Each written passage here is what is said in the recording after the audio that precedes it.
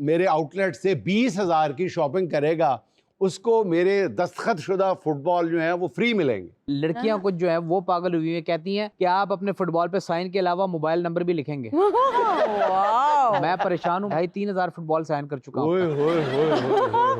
Skin आपकी body का सबसे लार्जेस्ट ऑर्गन है, तो जैसे आप इंटरनल हेल्थ के लिए जो चीजें करते हैं ना वही स्किन को चाहिए होती हैं। जैसे आपकी एक्सरसाइज बहुत जरूरी है। नहीं तेरा दिमाग खराब है कि सोना तेरा मियां वे की तरह दिमाग फिर गया है। जो तेरा गरीब बंदे ना टिड्डल वही मेरा बंदा है। बिस्मिल्लाहिर्रहमानिर्रहीम। अस्सलाम वालेकुम ख़वातीन और हज़रात, मैं हूं आपका जुनैद सलीम और आप देख रहे हैं देशबुक जुनैद के साथ। शो में मेरा साथ देने के लिए मौजूद हैं वहीद खान लाला, हमारी को होस्ट स्वाना सयाल। नाज़रीन, ये मौसम की शिद्दत हमें शनाख्ती कार्ड वाली फ़ोटो के साथ मिला के छोड़ेगी और इससे बचा कैसे जा सकता है ये बताने के लिए आज हमारे साथ मौजूद हैं वतन अजीज़ की मारूफ डर्मेटोलॉजिस्ट डॉक्टर किंजा आफ्ताब। लेकिन नाजरीन, डॉक्टर साहबा की मालूमात अफजा गुफ्तगू से पहले आपको लिए चलते हैं वतन अजीज़ में गाड़ियों के हवाले से मुस्तनद तरीन हवाला, मुस्तनद तरीन आवाज़ सुनील मंज की तरफ। अच्छा मतलब आजकल आप सोशल मीडिया पे बुरी तरह ट्रोलिंग की ज़द में आए हुए हैं। ये जो आपने एक नई मार्केटिंग टेक्निक मैं कहूँगा, आपने कहा कि जी जो बंदा भी मेरे आउटलेट से 20,000 की शॉपिंग करेगा उसको मेरे दस्तखत शुदा फुटबॉल जो है वो फ्री मिलेंगे। बहुत शुक्रिया जुनैद भाई। देखिए, बल्कि आपने ये कहा कि उस खुश नसीब को बगैर कुर्रानंदाजी के वो फुटबॉल मेरा दस्तखत शुदा जो है वो फ्री मिलेगा। हालांकि सर इतना यूनिक मार्केटिंग का ये आइडिया था और लोगों ने बात का बतंगड़ बना लिया। हाँ बिल्कुल, मैं स्वाना आपको सेकंड करूंगा, जुनैद भाई आपको फर्स्ट करूंगा। आप लोग ठीक कह रहे हैं। देखिए, ये एक इनिशिएटिव था, क्रिएटिव इनिशिएटिव था। इससे पहले किसी ने इस तरह की जुर्रत हिम्मत नहीं की थी। और मैं समझता हूँ कि बगैर कुरंदाजी के मेरे साइन किए हुए फुटबॉल अगर मैं दे रहा हूँ लोगों को, तो मैं दुनिया पे जो है वो लोगों पे एहसान अजीम कर रहा हूँ। और यकीन जाने के इस मामले के बाद इतना रश हो गया, तांता बंद गया, मुझे 6-7 दफा आउटलेट बंद करनी पड़ी है। और वो लोग भी आ रहे हैं जिनके पास गाड़ी नहीं है। एक बंदा आया 6 बोतलें ऑयल की लेके गया, मैंने कहा गाड़ी नहीं है क्या करोगे? अच्छा, एक मिनट जरा ब्रेक लगाए ना। ब्रेक से याद आया, ABS ब्रेक जो है उसमें भी अच्छा, नहीं मैं पूछना ये चाह रहा हूँ कि ये बेसिकली आइडिया था क्या आपका कि आपकी जितनी भी आउटलेट्स हैं वहाँ पे कोई बंदा भी 20,000 की शॉपिंग करे कम अज कम तो उसको आपका साइन शुदा फुटबॉल मिलेगा, ये था? बिल्कुल जुनैद साहब, ये बिल्कुल यूनिक आइडिया था मेरा और उसमें कोई मेरे ख्याल से बुराई नहीं है। आप तो ये देखें ना, एक तो आप 20,000 की शॉपिंग करेंगे वो तो एक अलग बात है। हाँ। वो आपने किसी फंड में नहीं, शौकत खानम के फंड में नहीं डालने, आपने शॉपिंग करनी है। उससे बढ़ के मेरा साइन किया हुआ फुटबॉल आपको जो है वो मैं दे रहा हूँ बगैर कुरंदाजी के, ये बहुत बड़ी बात है। फ्री में फुटबॉल आपका साइन शुदा, बड़ी बात है। वरना आप ये 20,000 रुपए की अहमियत ही क्या है? नहीं कुछ नहीं, मेरी नजर में तो पीनट्स भी नहीं है, जीरा भी नहीं है ऊँट के मुंह में। तो मेरे ख्याल से बहुत बड़ा इनिशिएटिव लिया और लोग जौक दर जौक पहुंच रहे हैं। मैं देख रहा हूँ कि जो लोगों जिनके पास गाड़ियां नहीं भी हैं वो भी आके सामान परचेज कर रहे हैं। एक बंदा आया, वो 6 बोतलें ऑयल की ले गया। तो मैंने कहा यार 6 बोतलें क्या करोगे, तुम्हारे पास गाड़ी भी नहीं है। कहता है यार ये आपका, this is none of your business, आप मुझे सिर्फ ऑयल दे दें, बाकी इसको मैं खाऊं या फिर सर पे लगाऊं, आप मुझे सिग्नेचर शुदा जो है वो फुटबॉल दे दें। इसके अलावा एक और बंदा है, क्योंकि रश बहुत लगा हुआ है, मैं चीज़ा आपको बता रहा हूँ। एक और बाबा आए, वो फिल्टर लेके गए। मैंने बाबा जी फिल्टर आप ले जा रहे हो, गाड़ी तो है नहीं, लगाओगे कहाँ? बोलते हैं मैं सिगरेट पे आगे लगाना। और जुनैद भाई, I was not expecting this sort of response के मतलब एक बंदा व्हील चेयर पे आया है। अच्छा। और वो आके मेरे स्टाफ से पूछता है यार रियर व्यू मिरर कितने का है? मेरे staff rear view mirror? Rear view mirror. अच्छा। तो मेरे स्टाफ ने कहा 15,000 का। कहता नहीं मैंने तो 20,000 का लेना है। 20,000 का लूंगा और साथ में सिग्नेचर सुनील मंज भाई का साइन वाला फुटबॉल भी लूंगा। 15,000 का रियर व्यू मिरर 20,000 में लेके गया सिर्फ आपके दस्तखत शुदा फुटबॉल के असूल के लिए। तो मैं सुनील मंज साहब, ऐसी दुनिया आपको मंज नहीं कहती। अल्लाह का शुक्र है, अल्लाह ने बड़ी इज्जत दी है, मेहनत का नतीजा है, इस वजह से लोग प्यार करते हैं। आप साइन करते जा रहे हैं और आपने मार्केट का कैप ही नहीं उतारा। कैप नहीं उतारा, इसके अंदर स्याही होगी तो कैप उतार के लिखूंगा ना। मार्कर में स्याही नहीं और आप साइन करते जा रहे हैं। और सिर्फ एक मार्कर नहीं है, बाहर मैंने 3 कैरी डब्बे भरे हुए मार्कर के आए थे, वो सारे खत्म हो गए। फुटबॉल तो आपके कंटेनर पे आ रहे हैं मेरे। और जुनैद भाई यकीन जाने इतना क्रेज हो गया इस डील का, मेरे सिग्नेचर वाले फुटबॉल का, लोग पागलों की तरह।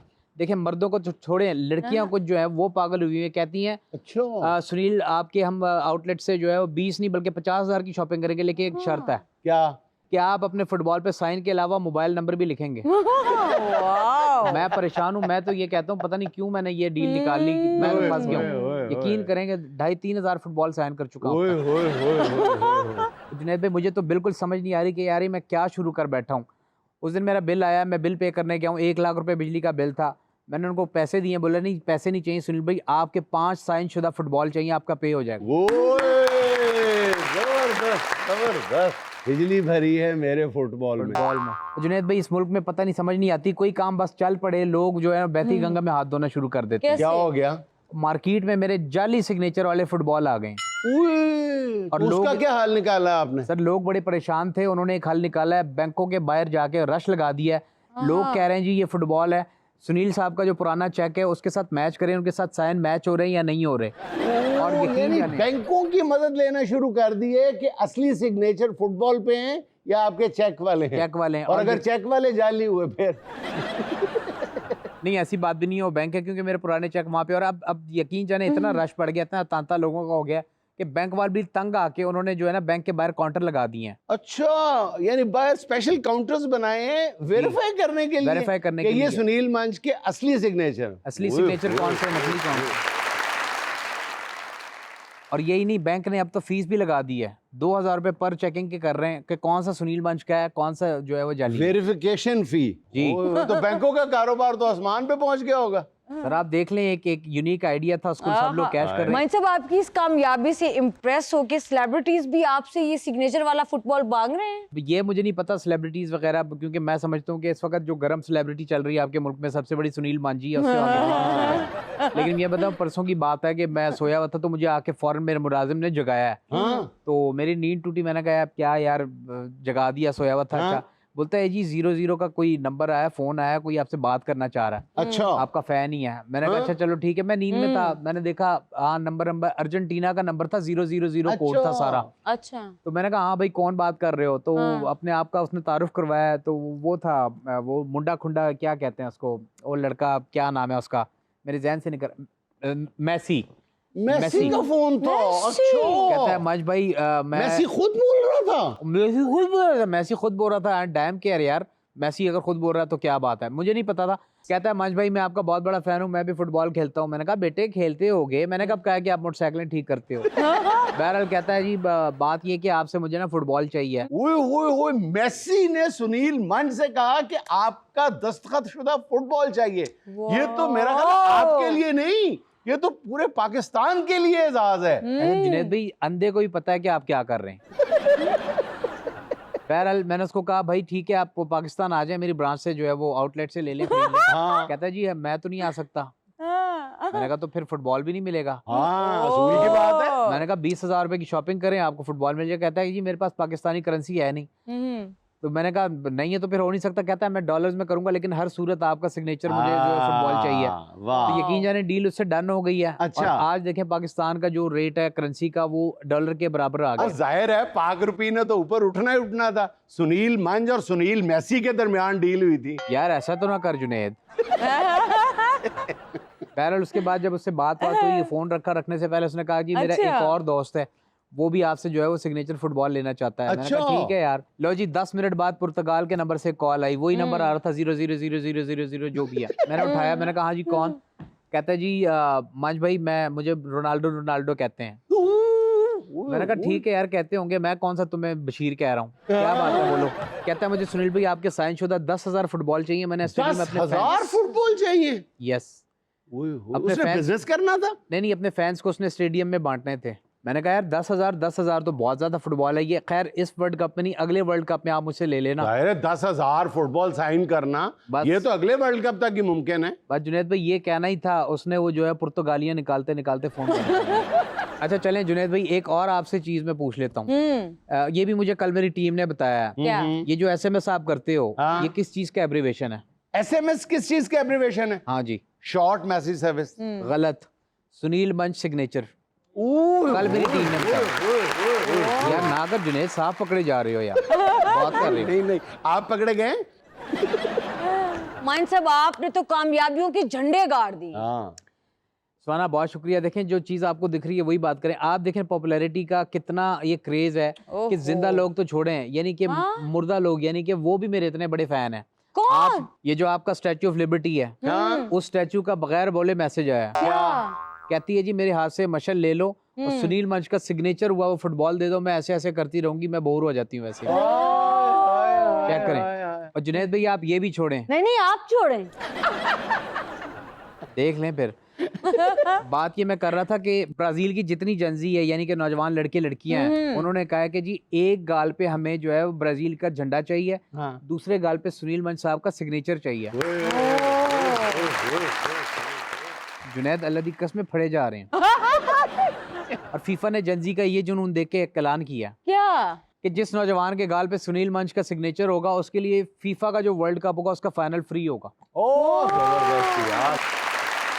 अच्छा मैंने नहीं देखा कि रिसेंट हिस्ट्री में कोई भी स्कीम जो है वो इतनी कामयाबी से हमकनार हुई हो। सर आपने इतना बड़ा स्टार भी तो नहीं ना देखा। हाँ जुनैद भाई देखें, मैंने भी ये नहीं सोचा था कि इतनी बड़ी चीज हो जाएगी। हाँ। अभी ये सुबह मुझे पंजाब हुकूमत की कॉल आई है। क्या? अच्छा जुनैद भाई ये कह दो 000092 से आई है, कह दो। तो उनकी कॉल आई है। क्या? अच्छा। मुझे कह रहे थे जी कानून पास कराना है, मंच साहब आपके सिग्नेचर चाहिए।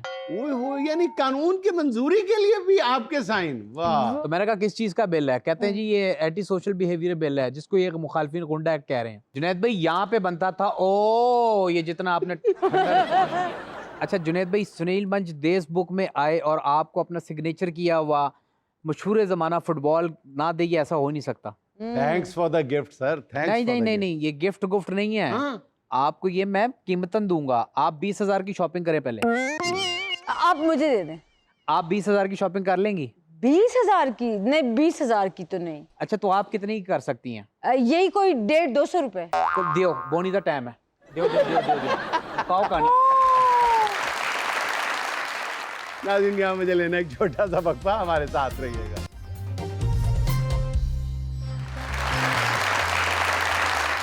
अच्छा डॉक्टर साहब आपका बेबी स्किन वाला फार्मूला जो है वो बहुत पॉपुलर, बल्कि कहना चाहिए वायरल हुआ है।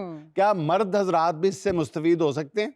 जी बिल्कुल, मर्द और ख़वातीन दोनों ही मुस्तफीद हो रहे हैं। क्या ऐसा आपने ढूंढ निकाला है? क्या आपने कोई तीर मार दिया है जो हर बंदे की ज़बान पे है? सोशल मीडिया उठा के देखें, चारों तरफ इसी के तज़किरे हैं। हम एक बार आपसे फिर सुनना चाहेंगे ताकि हम भी मुस्तफीद हो सकें। तो देखिए जैसे बेबी की स्किन होती है ना, बेबी की स्किन में क्या होता है कि पोर्स बहुत श्रंकन होते हैं, बिल्कुल फ्लॉलेस स्किन होती है, जैसे सेब होता है। सुर्खी माइल स्किन होती है, इवन टोन होती है।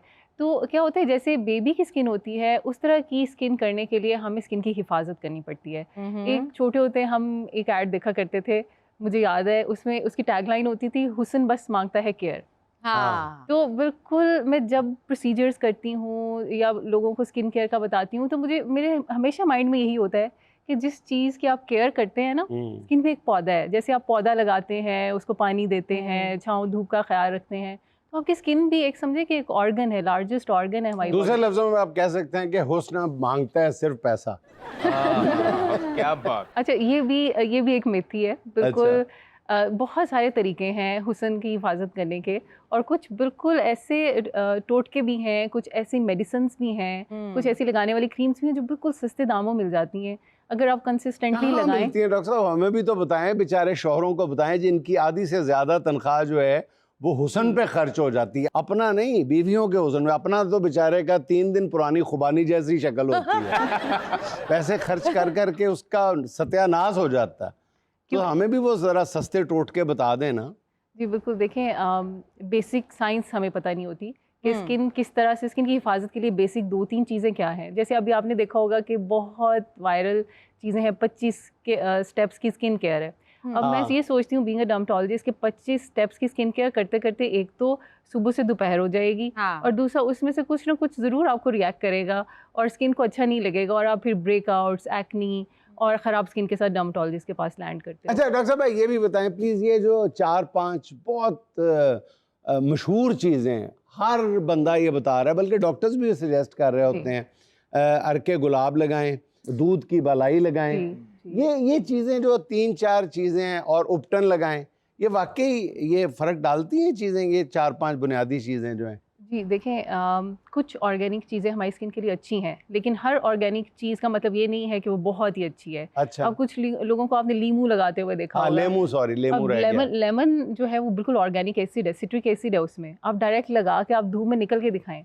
अगर आपको एलर्जी ना हो गई, सनबर्न ना हो गया, तो लेकिन कुछ चीज़ें बहुत अच्छी हैं, जैसे अर्के गुलाब बहुत अच्छा टोनर है, इससे आपके पोर्स श्रिंक होते हैं और ये हर स्किन टाइप के लिए भी डिफरेंट है। अब अगर एक ऐसा पेशेंट जिसकी बहुत ऑयली स्किन है, एक्नी निकलती रहती है, वो बलाइयाँ लगाना शुरू कर देगा किसी को देख के, तो उसको बिल्लियों ने तो आना ही आना। हाँ, बिल्लियों ने भी आना है, मक्खियों ने भी आना है और उसके बाद 2 दिन में दानों ने भी आना है। तो ये आपने ज़रूर देखना है कि क्या स्किन टाइप है और जो चीज़ आप लगा रहे हैं उसने कहाँ एक्ट करना है। इट्स अ साइंस, ये कंप्लीट साइंस है कि क्या चीज़ हम किस चीज़ के लिए यूज़ कर रहे हैं। अच्छा डॉक्टर साहब ये बताएं कि ये जो बेबी स्किन है और एंटी एजिंग, ये एक ही चीज है या एक सिक्के के दो रुख हैं?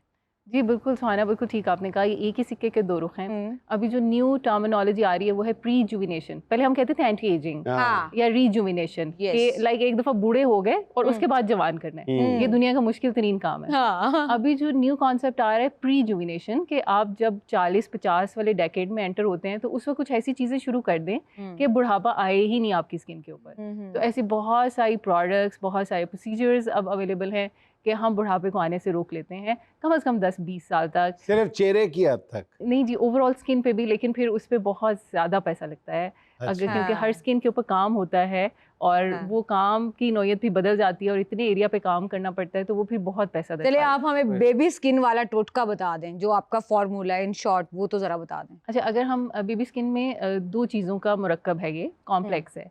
एक आपकी फाउंडेशन, आपकी स्किन केयर है, जिसमें एक good sunscreen and a good moisturiser, ये 2 चीज़ें बस आपको चाहिए। ठीक है। और दूसरी चीज़ जो आपको चाहिए वो आपका एक अच्छा प्रोसीजर, उसमें सिंपल कोई एक माइक्रो नीडलिंग वाला प्रोसीजर भी हो सकता है, या सिंपल एक क्यू स्विच लेज़र भी हो सकता है, जो आपको सूट करता है।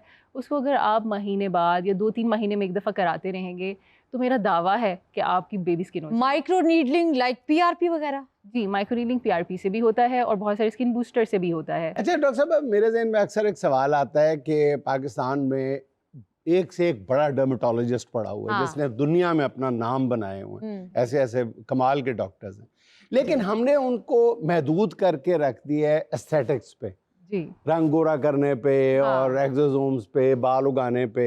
यानी हम स्किन केयर, एक हेल्दी स्किन, पूरे जिस्म की स्किन जो है, उसको हम भूल भाल गए हुए हैं। क्या ये जुल्म नहीं है? जी, क्लिनिकल डर्मेटोलॉजी अपनी जगह है और मैं ख्याल है कि जैसे और डॉक्टर्स जो हैं वो भी इसमें कंफर्टेबल फील करते हैं क्योंकि इसमें बहरहाल पैसा बहुत है एस्थेटिक्स में। जी, पैसा भी है और डिमांड भी है। देखें, डिमांड बहुत है। मैं जिसमें पैसा है उसी में डिमांड है। उसी में डिमांड है। अब देखिए, मैं अगर अपनी मिसाल दूं, मैंने MBBS किया, उसके बाद 5 साल की स्पेशलाइजेशन की, FCPS करके मैं फील्ड में आई। अब मैं तो यही एक्सपेक्ट करती हूँ ना कि मैंने जी फोड़े फिंसियाँ डील करने हैं, मैंने एक्नी डील करनी है, या बड़ी हमने ऑटो इम्यून डिजीजेस पड़ी हुई हैं, मैंने उनका इलाज करना है। लेकिन जब मैं अपने क्लिनिक में बैठती थी, लोग आते थे और उनकी डिमांड ये होती थी, बोटॉक्स लगा दें, रिंकल्स ख़त्म कर दें, ठीक है, ये हमारी स्किन बुढ़ी हो रही है, इसको लिफ्ट कर दें। तो सेकंड फेलोशिप में मुझे करनी पड़ी ऑन डिमांड। ये डिमांड है। अब ये इतना ज़्यादा ग्लोबलाइजेशन की वजह से इतना कॉमन हो गया है कि डर्मेटोलॉजिस्ट के पास और चारा नहीं है। अच्छा डॉक्टर साहब, मैंने सुना है प्लास्टिक सर्जरी में आप लोगों के पास अगर कोई प्लास्टिक अपना लेके आए तो सस्ती करते हैं। अच्छा डॉक्टर साहब भाई, ये बहुत सारी खवातीन हैं जो फार्मूला क्रीम्स यूज करती हैं, तो जिससे उनकी स्किन बड़ी झुलस जाती है और गर्मियों में तो देखने लायक नहीं रहती, तो उनके लिए आप कुछ बताना पसंद करेंगी? तो गर्मियों में ना देखें, या फिर ये फार्मूला क्रीम्स का इस्तेमाल ही नहीं करना चाहिए, लेकिन जो लोग कर चुके हैं उनके लिए कोई सोल्यूशन है? जी बिल्कुल, बहुत सबसे पहला सोल्यूशन तो ये होगा कि अवॉइड, क्योंकि जो भी आप फार्मूला क्रीम्स लगा रहे हैं उसका बेसिक इंग्रेडिएंट है स्टेरॉइड एंड मर्करी। ये दोनों ही स्किन थिनिंग करते हैं। आप ऐसे समझ लें कि स्किन बेजान हो चुकी है, वो बहुत ज़्यादा थिंड आउट हो गई है। उस पर जब तक काम नहीं होगा ना स्किन को, जब तक हम उसको जगाएंगे नहीं। अब जगाने का क्या मकसद होता है? आप समझे, जैसे किसी को थप्पड़ मार के नहीं जगाया जाता, स्किन को जगाने का भी यही अमल है। हम या तो थप्पड़ मारते हैं माइक्रो नीडलिंग से, या फिर कुछ कोलेजन बिल्डिंग लेजर्स होती हैं, जैसे आपने सुना होगा फ्रैक्शनल लेजर्स, एब्लेटिव लेजर्स। तो जब तक हम स्किन, उस सोई हुई स्किन को जगाते नहीं है ना, वो थिकनेस वापस नहीं आती, वो सेंसिटिविटी वहीं की वहीं रहती है। तो अब 300 रुपए की फार्मूला क्रीम लगा के हजारों लाखों रुपए के प्रोसीजर्स करा सकते हैं, तो फिर सोच के लगाएं। डॉक्टर साहब ये फरमाइएगा कि क्या हमारे यहाँ ये जो अपना अपना काम करने की बाउंड्रीज हैं, ये रीड्रॉ करने की ज़रूरत नहीं है? जी बिल्कुल। एक पार्लर वाली जो हैं वो एस्थेटिक प्रोसीजर्स कर रही हैं, और एक जो एस्थेटिक प्रोसीजर, जो आम एस्थेटिक प्रोसीजर हैं, हाइड्रा वगैरह, वो उससे बड़े वो सर्जरीज कर रही हैं बड़ी बड़ी, और बैरियाट्रिक सर्जरी कर रहे हैं जो क्वालिफाइड नहीं है, एंटाइटल नहीं है, वो कर रहे हैं।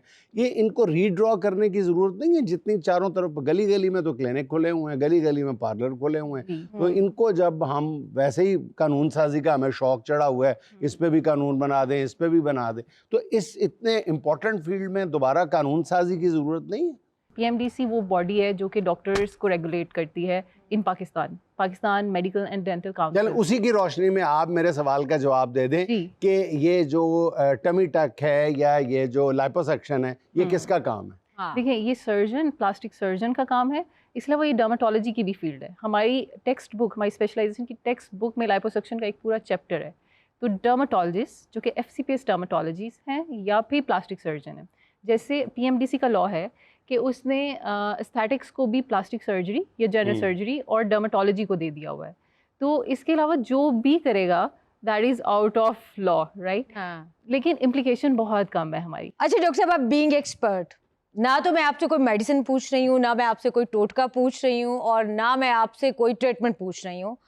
आप मुझे ये बताएं कि शदीद गर्मी, शदीद सर्दी में हमें अपनी स्किन की केयर कैसे करनी चाहिए? स्किन आपकी बॉडी का सबसे लार्जेस्ट ऑर्गन है। तो जैसे आप इंटरनल हेल्थ के लिए जो चीज़ें करते हैं ना, वही स्किन को चाहिए होती हैं। जैसे आपकी एक्सरसाइज बहुत ज़रूरी है कि आप हफ्ते में 3 दफ़ा या 4 दफ़ा 20 मिनट की एरोबिक्स करते हैं। एरोबिक्स का मतलब है कि ऐसी एक्सरसाइज जिसमें आपका सांस फूले, आपको पसीना आए, आपके दिल की धड़कन तेज़ हो जाए। ये स्किन के लिए भी बहुत ज़रूरी है ताकि ब्लड सर्कुलेशन बढ़े, कोलेजन बनता रहे। दूसरी चीज़ आपकी क्लीन डाइट है। क्लीन, आप कितनी एंटीऑक्सीडेंट रिच डाइट लेते हैं, आपकी प्रोटीन कंटेंट कितना ज़्यादा है, ये बहुत ज़रूरी है अच्छी स्किन के लिए। पसीना आना अच्छी अलामत है स्किन बहुत के अच्छी लिए, अलामत। स्किन पोर्स के लिए बहुत अच्छा। अच्छी अलामत मतलब इससे सारी स्किन सांस लेना शुरू कर देती है, एग्जैक्टली। तो आजकल एक्टिव हो जाती है। मुझे लगता है कि अभी तो हमें पसीना आता ही नहीं है, हम AC में बैठे रहते हैं अक्सर औकात, और गर्मी से बचने की कोशिश करते रहते हैं। लेकिन खैर, सिर्फ गर्मी वाला पसीना हेल्दी नहीं है। आप एक्सरसाइज से जो पसीना आता है वो सबसे हेल्दी है आपकी स्किन के लिए। अच्छा जी, तो फाइनल रिजल्ट ये है कि हमें 20 मिनट की एक्सरसाइज करनी है साल में 3 दफा हफ्ते में 3 से 4 बार, और हमें और हमें रिच प्रोटीन की डाइट इस्तेमाल करनी। बिल्कुल बिल्कुल, ये बेसिक रेसिपी है। तो डॉक्टर साहब, आप किस एज में बच्चियों को अलाउ करती हैं ट्रीटमेंट का या प्रोसीजर का, मेकअप वगैरह का? कौन सी एज होनी चाहिए जिसमें कम से कम कौन सी एज होनी चाहिए? अच्छा, इस पे डिपेंड करते हैं प्रोसीजर कौन से हैं। जैसे कुछ लोग हैं वो जस्ट क्लेंजिंग के लिए आते हैं कि आप अच्छा हाइड्रा फेशियल ले लें। बच्चियों की स्किन पे अक्सर कील मुहासे बहुत हो जाते हैं, बहुत ऑयल होता है, तो वो आप 15 इयर्स के बाद भी ले सकते हैं, क्योंकि वो जस्ट एक क्लेंजिंग का प्रोसेस है हाइड्रा फेशियल। लेकिन अगर हम लेजर्स की बात करें तो लेजर्स के लिए गाइडलाइंस हैं प्रॉपर। हमारी यूरोपियन सोसाइटी की गाइडलाइंस है, अमेरिकन सोसाइटी की गाइडलाइंस हैं। वो ये कहते हैं कि आपकी 15 से 18 साल उम्र होनी चाहिए। यूरोपियन थोड़े कंजर्वेटिव हैं, तो वो कहते हैं 18 साल के बाद करनी है, और अमेरिकन कहते हैं 15 साल के बाद आप कर सकते हैं। अच्छा डॉक्टर साहब, ये जो आप एजेस बता रही हैं, एज ग्रुप्स कितनी एज में ये करना, आजकल तो हमने देखा है वैसे 6-7 साल की बच्ची जो है वो बाकायदा मेकअप शुरू कर देती है। शुरू में माँ बाप खुश होते हैं कि शरारत है, लेकिन आहिस्ता आहिस्ता वो आदी हो जाती है इतनी उम्र में मेकअप करने की, छोटी सी बच्ची जो है, और फिर बढ़ते बढ़ते प्रोसीजर्स तक पहुंच जाती है 17-18 साल। मैं आपसे ये पूछना चाहता हूँ कि ये जो सब कुछ है, ये इसमें बहुत बड़ा रोल जो है ऑब्वियसली सोशल मीडिया का है, जहाँ पे ढेर जो है फिल्टर्स इस्तेमाल होते हैं। इतने फिल्टर तो आज तक इंसानी तारीख में सिगरेट में इस्तेमाल नहीं हुए जितने इसमें टोटल हो चुके हैं सिगरेट। आप मुझे ये बताइएगा कि इससे आप कैसे जान छुड़ाती हैं जब पेशेंट आपके पास आता है कि जी मुझे वैसा बना दें, और तस्वीरें और वीडियोस लेके आती हैं, और उसने 3.25 करोड़ जो है वो फिल्टर लगाया होता है। फिल्टर्स की वजह से हमारा मसला बहुत ख़राब हो गया है। अब ख़वातीन को ये समझ नहीं आता कि अगर हम ज़बरदस्ती ऐसा करेंगी, ऐसी बन भी जाएंगी, तो हम पहले से ज़्यादा खूबनाक लगेंगी। और ऐसे बहुत सारे फेसेस हम देखते भी रहते हैं, आपने देखा ही होगा, हम देखते रहते हैं कि मिसमैच, प्रोफाइल मिसमैच होता है, होंठ किसी और तरह के हैं, गालें किसी और तरह की हैं, जॉ लाइन किसी और तरह की है, दोनों आंखें आपस में नहीं मिल रही होती। ये तो आप एग्जैजरेट कर रहे हैं। हाँ नहीं, ऐसा हो जाता है, अक्सर बोटॉक्स खराब हो जाता है। हमने बहुत मशहूर सेलिब्रिटीज के मुंह टेढ़े होते देखे हैं। और अच्छा, जितनी सेलिब्रिटीज है ना जिन्होंने प्लास्टिक सर्जरी, फिलर्स, ये वो करवाए हुए, इन सब की शक्ल सेम है और ऐसा लगता है कि मरी हुई बिल्ली है। अच्छा जी, अब सुहाना का सवाल 4 ऑप्शंस के साथ। खवातीन क्या बताने में डंडी मारती हैं? सही उम्र, खामिंद की तनख्वाह, ब्यूटी सीक्रेट, डाइट प्लान। तो मैं अपने पेशेंट्स की बात करूं तो हमेशा प्रोसीजर बताने में डंडी मारती हैं कि किसी का कोई बहुत अच्छा लग रहा हो, पूछता है कि क्या कराया आपने, तो कहेंगी नेचुरल ब्यूटी है। यहाँ मुझे लेनी एक छोटी सी कमर्शियल ब्रेक, हमारे साथ रहिए।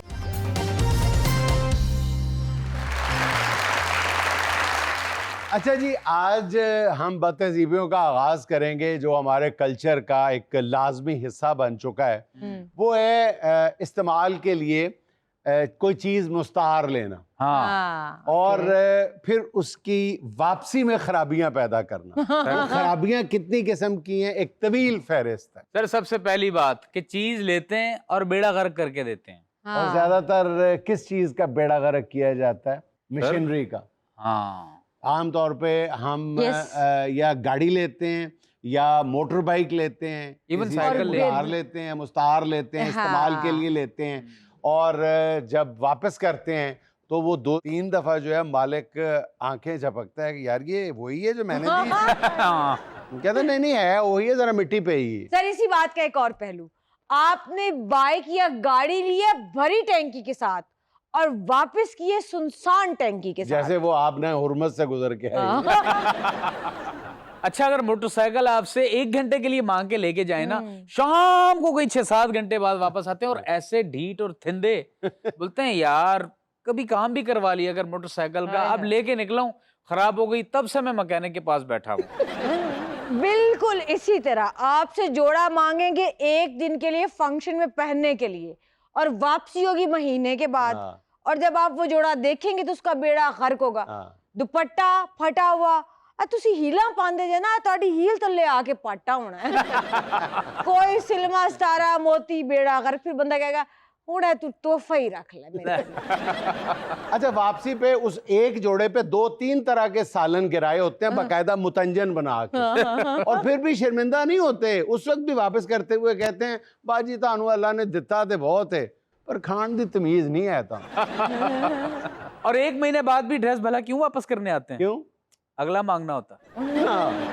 अच्छा, जैसे मैंने शुरू में कहा ना कि ये चीज़ें मुस्तहार लेना इस्तेमाल के लिए, जाहिर है ये लेना भी और चीज़ें देना भी ये हमारे कल्चर का हिस्सा है। इसको हम ऑल द वे हम माइनस नहीं कर सकते, लेकिन एक्सप्लॉइट करते हैं ना। नहीं, उसमें सबसे जो ज़रूरी, और नुकसान हो जाना भी फितरी है।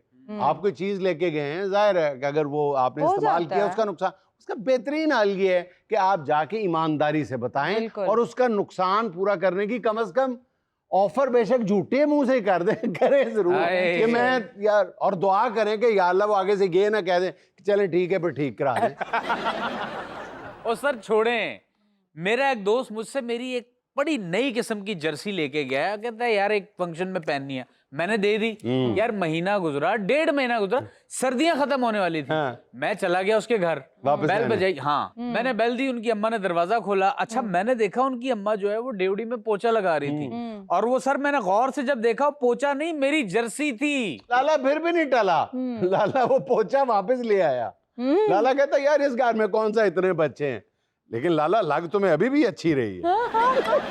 अच्छा सर, लोगों की एक ब्रीड ऐसी भी होती है कि जो ये जिंदगी में तहैया करके आए हुए होते हैं कि छोटी मोटी खरीदने की जो चीजें होती है जरूरी घर की, वो भी नहीं खरीदेंगे। पूरी जिंदगी वो लोगों से मांग के गुजारा करेंगे। फॉर एग्जाम्पल इस्त्री, जूसर, ग्राइंडर, कभी नहीं खरीदना। उनको तमाम चीजों के खराब होने के बाद जो बहाने लगाने हैं वो भी सारे के सारे अजबर होते आते हैं। अच्छा, इसका एक पहलू ये भी है कि छोटी मोटी चीज अगर कोई बंदा दे दे और लेने वाला लेके भूल जाए, भूलता तो नहीं, उसको पता होता है। अब जिसने दी होती है ना वो बहाने से याद करा रहा होता है। मसलन अगर मैंने किसी को घड़ी दी है ना तो मैं दिन में 26 दफा उससे टाइम पूछूंगा। और वो भी ऐसा कमाल का बंदा है, वो हमेशा मुझे टाइम तो बताएगा लेकिन मोबाइल से देख के बता देगा। अच्छा जी, आज की खबर बराए तबसरा हाजिर है। तमिलनाडु हुकूमत का बड़ा ऐलान, सरकारी अस्पताल में पैदा होने वाले हर बच्चे को सोने की अंगूठी दी जाएगी। हर बच्चे को? जी। यकीन करोगे अगर हमारे मोहल्ले का हाजी रमजान तमिलनाडु चला जाए ना, दूसरे दिन ये स्कीम खत्म कर देंगे। क्यों? उसके 17 बच्चे हैं। सर वैसे अगर रियासती हुकूमत का ये इंसेंटिव बरकरार रहा ना, हाँ। तो बहुत जल्द इंडिया की आबादी 2.5 अरब हो जाएगी। और बाकी सारी हिंदुस्तानी रियासतों ने तमिलनाडु के डोमिसाइल के लिए अप्लाई कर देना। और माँ बाप ने दुआ किया करनी है कि या अल्लाह हमारे घर मोटी उंगलियों वाले बच्चे भेजिए। ओए सर ये भी तो हो सकता है कि हाँ। बच्चा पैदा होने पर उसके माँ बाप गुड़ती से भी पहले उसकी उंगलियों पे पूंछ लड़ा दें। ओहो। और डॉक्टर आगे देखे गए जी एडी वड्डी अंगूठी है नहीं साढ़े। सर आपको लगता है कि इस तरह के प्रोजेक्ट्स जो है वो सस्टेन कर पाते हैं? मेरा नहीं ख्याल। देखो असल बात ये है, वो तो फिल्मी हीरो साहब है ना, वो उनके जो मिजाजे यार में आए वो कर दें, वाह वाह बल्ले बल्ले होगी उनकी। लेकिन मेरी राय में इस तरह के प्रोजेक्ट्स अनाउंस करने की बजाय आपको हमेशा, अगर आप आवाम की इक्तिसादी तरक्की चाहते हैं, खुशहाली चाहते हैं, तो आपको इंफ्रास्ट्रक्चर बेहतर बनाना पड़ेगा हमेशा। उसकी बेस पे फिर आप जो भी करेंगे फिर आवाम की हालत बेहतर हो सकती है। ऐसे ऐलानात करना, ड्रामे करना, इससे कोई फर्क नहीं पड़ता। अच्छा जी, आज की वायरल वीडियो, सर आपने देखा होगा कि लोग अपनी शादी के दिन को यादगार बनाने के लिए बड़ी बड़ी गाड़ियां रेंट पे लेते हैं कि लोग ये दिन कभी भूले ना, खबरों में रहने के लिए और क्या। एग्जैक्टली। लेकिन यहाँ पे जो मैं आप लोगों को वीडियो दिखाने जा रही हूँ ना, देखिए कि दूल्हा दुल्हन स्केटिंग करते हुए आ रहे हैं। स्केटिंग, ओ रोलर स्केट्स, वाह जी। खबरों में भी आ गए हैं और खर्चा भी कुछ नहीं किया। वाह जी वाह। वैसे आमतौर पे कहा जाता है कि ऐसी हरकत वो करते हैं जिन्होंने घर से भागने का मंसूबा बनाया होता है और मीनवाइल माँ बाप उनकी अरेंज मैरिज कर देते हैं। फिल्मी स्टोरी। सर सीधी सीधी बात है, पेट्रोल के हालात आपको पता है क्या चल रहे हैं। उसने बचत की है पेट्रोल की। हाँ आपने वो सुना होगा ना, लोग कहते हैं कि इन्ना पैरों ते निकल चलिए, इन्हें क्यों आना है, बंदे ने कि इन्ना टैरा ते निकल चलिए नारायण का। अच्छा वाकई कंजूसी वाला मामला लगता है। हाँ। जब जूता छुपाई की रस्म हो गई तो इसने दोनों पाँव आगे कर दिए होंगे, ला सकते हो तो ला लो। पीछे पीछे निकाह कहाँ भी स्केटिंग करता हुआ जा रहा है और पूछ रहे हो मेनू तो दस दो कबूल है कि नहीं। और सर दुल्हन के वालिद ने रुख्सत करते हुए ये कहा होगा, बेटी जा तो 2-2 पहियों पे रही हो, वापसी 4-4 पहियों पे आना। सर हमारी आज की महफिल में मौजूद हैं ताफी, जिनकी बहुत ही खूबसूरत आवाज है। अल्लाह के नाम पे। अभी एक छोटी सी कमर्शियल ब्रेक, हाजिर होते हैं चैनल में बाद।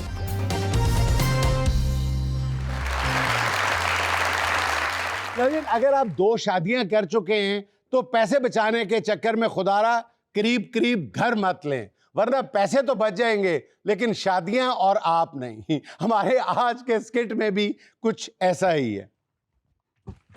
पागल होगी, नजर नहीं आ रहा क्या? हिना तुम? After so long time Hina. यार फिजा पहले तो ये बताओ कि जॉगिंग के दौरान फोन कौन यूज करता है? तुम्हें तो पता है मेरे हबी का। अच्छा अब तुमने भी हबी कहना शुरू कर दिया है। कुछ अर्सा पहले तक तो तुम सिरदा साईं कहती थी। मेरे हबी बहुत केयरिंग है। अभी ट्रैक का एक चक्कर कंप्लीट नहीं हुआ तो 4 बार मैसेज कर चुके हैं, हनी कितना वेट लूज कर लिया। अब बंदा पूछे वेट है कि बर्फ है जो यूं खुर जाए। तो तुमने बता देना था कि तुम्हारे एक राउंड से तुम्हारा वजन तो कम नहीं हुआ लेकिन ट्रैक का वजन जरूर कम हुआ। उसमें बड़े टोए टिब्बे पड़ गए, टोए टोए टिब्बे टिब्बे चरखा चले। हिना तुम्हें क्या हो गया? तुम तो बहुत फिटनेस फ्रीक थी, तुमने क्या अपना बेड़ा गर्क कर लिया?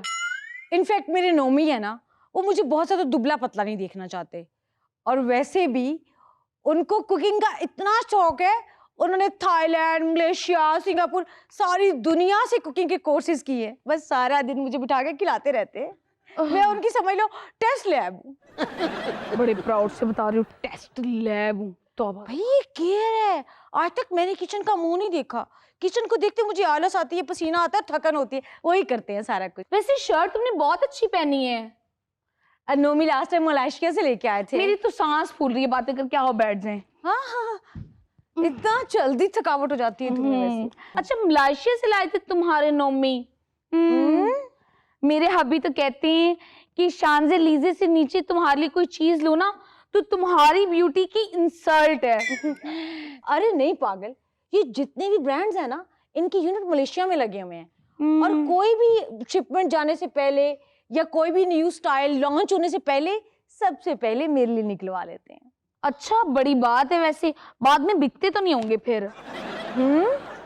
हाँ, एक्चुअली वो आर्टिकल के सारे राइट्स खरीद लेते हैं। उनकी वाइफ ने पहना है भाई, कोई आम बात थोड़ी है। अच्छा, राइट्स खरीदने का मतलब भी पता है कि इसके बाद अब ऐसा कोई पीस नहीं बनेगा, ना होगा बांस, ना बजेगी बांसुरी। बांसुरी से याद आया, मैं तो अपने नोमी को डांट भी दूं ना तो कभी माइंड नहीं करते। वो कितनी, मुझे ऐसे लग रहा है कि मैं बांसुरी सुन रहा हूँ। जब भी मैं स्विट्जरलैंड जाती थी ना, वहां पे वो पॉइंट तो मैं देखना भूल ही जाती थी जहाँ पे काजल और शाहरुख खान की बड़े बड़े बिलबोर्ड लगे हुए हैं। तो इस पर वहां पे हमने विजिट किया। मेरे हबी काजल को देख रहे थे और देखती जा रहे थे। मैंने कहा क्या देख रहे हैं आप? कहते मैं काजल में तुम्हें विजुअलाइज कर रहा हूँ। वहां भी मुझे एक कैंची चप्पल पसंद आ गई थी। स्विट्जरलैंड में कैंची चप्पल, हाउ फैसिनेटिंग। चलो सीजर चप्पल कर लो। मेरे हबी कहते हैं कि तुम्हारे पाँव में सिंपल अच्छी नहीं लगेगी। अच्छा। उन्होंने उसकी बदरियों पे ना डायमंड लगने दे दिए। अब सोचो मैं पाकिस्तान में कहाँ पे पहन कर जाऊंगी? तो तुम बदरिया निकाल के कानों में पहन लेती। यार फिर मैं बाबा जी के पास गुर्दे की पथरी का दम करवाने चली गई। अच्छा। और बाहर से मेरी डायमंड वाली चप्पल चोरी हो गई। और गुर्दे की पथरी तुमने इस अंगूठी में जड़वा ली है ना? अच्छी लग रही है। मेरे हबी कहते कि मेरे लिए कोहिनूर से भी बढ़ के है, क्योंकि ये तुम्हारी गुर्दे की पथरी की बनी हुई है। यार तुम नोमी की सुनो। एक दिन हम लोग खाना खा रहे थे, मेरे सर में हल्का सा दर्द हुआ और मैंने किया हाय, और उन्होंने 6 बार किया हाय हाय हाय, मैं मर गया। इतने परेशान हुए, उन्हें कहा मैं तुम्हारा चेकअप पाकिस्तान से नहीं करवाऊंगा।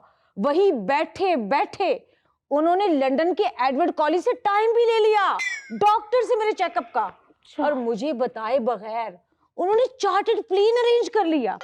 यकीन मानो 1 घंटे के बाद चार्टर्ड प्लेन मेरे घर के गेट के बाहर खड़ा हुआ हॉर्न पे हॉर्न दिए जा रहा था। जैसे तुम लोगों के घरों के बाहर वो उबर का रिक्शा नहीं खड़ा होता कि बीबी जी छेती करो मेरा मीटर चालू जे।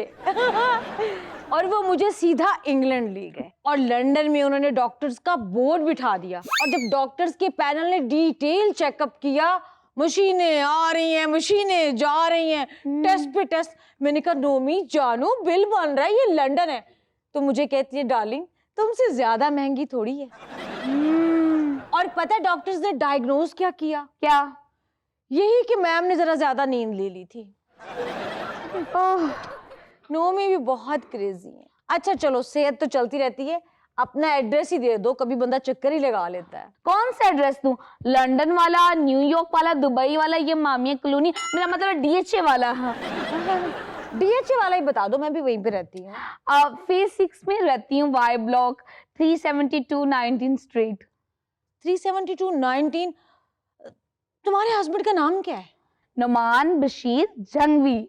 नुमान बशीर जंगवी। तुम्हारे पास फोटो है उनकी? फोटो? हाँ क्यों नहीं, दिल वाली दिखाऊं या फोन वाली? फिलहाल तो फोन वाली दिखाओ। उनकी फोटो तो मेरी स्क्रीन सेवर ही लगी हुई है, देखो। हाँ, ये तुम्हारा हस्बैंड है? मेरा ही हस्बैंड है, क्या हो गया है? बाजी ये मेरा नोमी है। पागल तो नहीं होगी? तुम्हारा दिमाग खराब है? तुम इसका मतलब है मामिया कॉलोनी में रहती हो और ये लुच्चा ये टैक्सी चलाते हैं, उबर चलाते हैं, बच्चों को ट्यूशन पढ़ाते हैं, तुम्हें कब लेके जाते हैं वो? इडियट, मैं नासा पड़े नहीं है फाड़। मैं करती हूँ अभी फोन इसको, बल्कि मैं तुम्हारे ही नंबर से फोन करती हूँ। क्या हो गया हिना? 1 मिनट मैं बताती हूँ। तुम्हें पागलपन के दौरे पड़ गए हैं? हाँ हाँ दौरे पड़ गए। दिमाग हिल गया तुम्हारा? हेलो, हाँ हाँ, कितने केजी आपका वजन कम हो गया फिजा डार्लिंग? तुम्हारी फिजा डार्लिंग एलिफेंट से बेबी एलिफेंट हो गई है। दसेनी है मैं तेनू आके। 1 मिनट, ए फड़ फड़ तू। नहीं तेरा दिमाग खराब है कि सोना? तेरा मियां देख के तेरा दिमाग फिर गया है। ए जो तेरा गरीब बंदे ना टिड्डल वही मेरा बंदा है। है? तू तो कहने से ऋतिक रोशन के थल्ले में ब्याह ही नहीं करना। नाज़रीन, ये था आज का देश का चलते चलते आज की छोटी सी बात। कहते हैं सिगरेट के दूसरे सिरे पे जो राख होती है वो पीने वाले की होती है। नाज़रीन खुश रहें, खुश रखें। आपसे मुलाकात होगी इंशाल्लाह कल। अल्लाह हाफ़िज़।